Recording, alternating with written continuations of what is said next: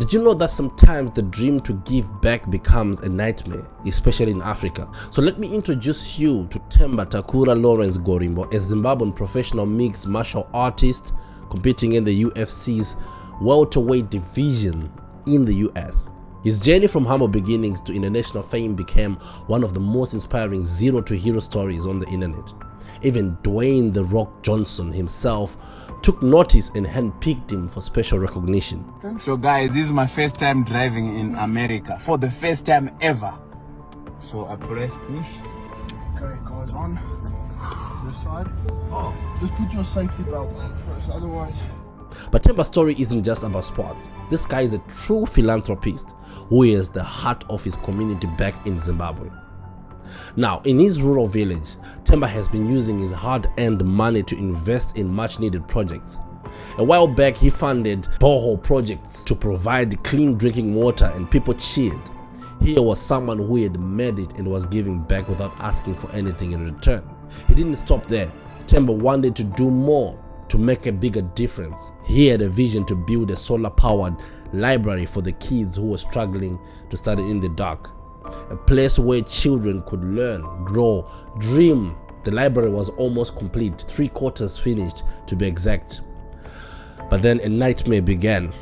Now, the authorities, the same ones meant to support this kind of initiative, suddenly showed up with demands.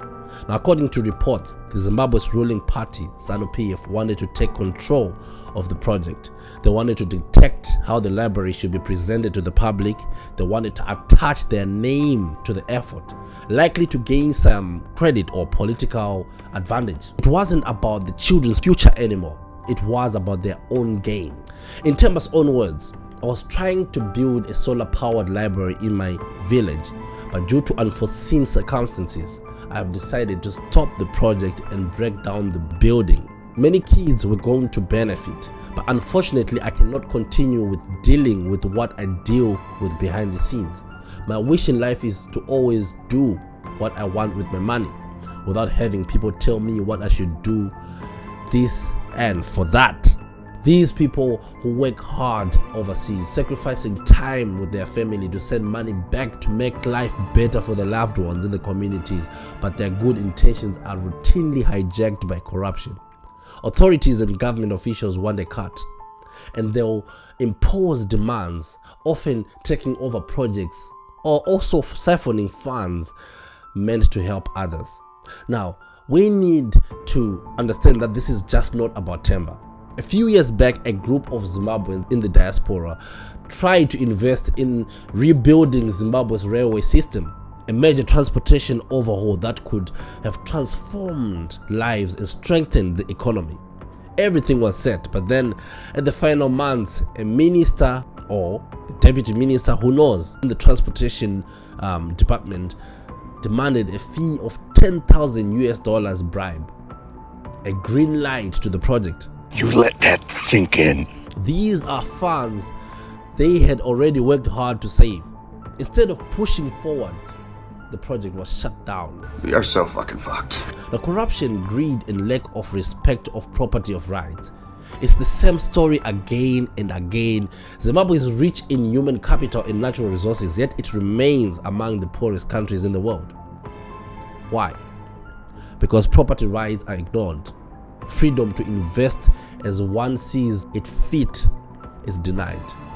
The corruption has turned Zimbabwe into a country where giving back will come at a personal cost, a high personal cost. Now, to the Zimbabwean diasporan community, you're not alone in this struggle. And those watching from afar understand the tragic irony of trying to uplift a nation where goodwill is often seen as something to exploit. For Zimbabwe's future, things have to change.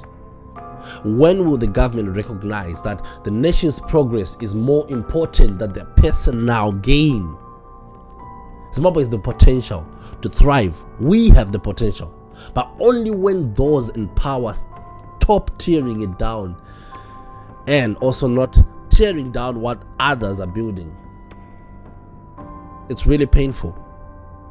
And this comes from a good place because I come from this country. For those who have doubts about things, give it a try. Buy land, Do something. Start progressing in that. The political parties will come. In fact, the political ruling party will come and hijack the project.